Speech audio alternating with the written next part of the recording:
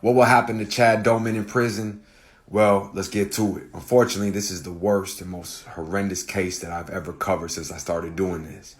So Chad Doerman is self-admittedly and arrested in Ohio for killing his 3 sons, ages 3, 4, and 7, and shooting his wife in the hand as she tussled and wrestled to try to save the last remaining boy. As she grabbed the gun, he shot her right in the hand.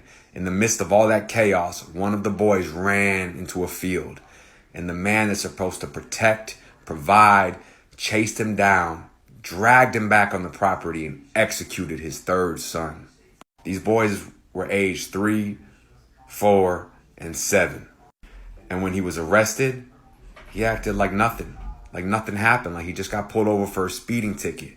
After they took him down to the station, he admitted that he planned this for months and blamed it all on his wife. Pure coward. I don't care how bad a relationship is or what's going on. You're not man enough to walk away and start a life and raise your kids. Instead, you take advantage of the love and trust that they have for you. You're supposed to be their protector and their provider, and you're their killer. This is going to be a little different.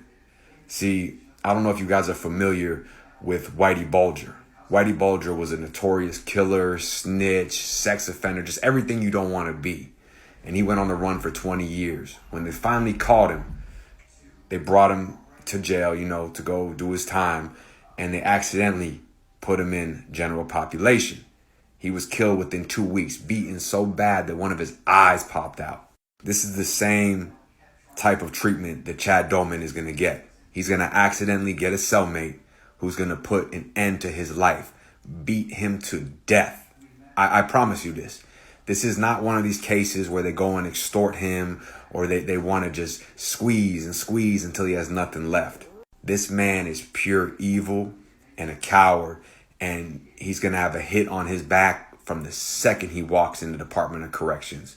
He'll get through the jail. He'll get the justice. The state prosecutor, the judge, they're all going to make sure they get that courtroom justice. But that's not what we want. We want that real prison justice. And any man with kids, whether a corrections officer or a convict, sees this, it does something to you. It makes you think of just how evil and sick and twisted he is. And when they get their chance, they're going to give it to him. It might be 1 year, 5 years, 10 years.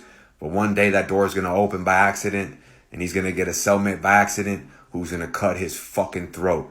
And while he's crying and begging for his life, I hope he feels just a little bit of what those baby boys felt. Rest in peace.